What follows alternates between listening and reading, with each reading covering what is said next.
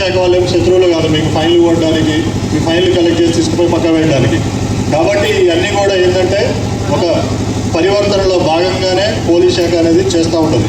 కాబట్టి ఎన్ని చేసినా కానీ సరే ఒకటి ఏమంటాం, ఇంటి దొంగని ఈశ్వరుడైనా బట్టలే అంటాం. నీ బండి నువ్వు తోలుకుంటుంటావు, నువ్వు తోలేటప్పుడు నీ యొక్క మైండ్, నీ యొక్క ఆల్ టోటల్ కాన్షియస్ మొత్తం కూడా డ్రైవింగ్ మీద లగ్నం చేయకపోతే దానివల్ల ఏంటంటే ప్రమాదం జరిగే అవకాశం ఉంటుంది అనమాట. డ్రైవింగ్ అనేది చాలా గొప్ప స్కిల్. దాన్ని మనం సంపూర్ణంగా ఒక ధ్యానంలాగా నీట్గా చేస్తేనే మనం సేఫ్గా ఇంటికాడ నుంచి వెళ్ళి మన గమ్యస్థానానికి చేరి మళ్ళీ రిటర్న్ మనం రావడం జరుగుతుంది.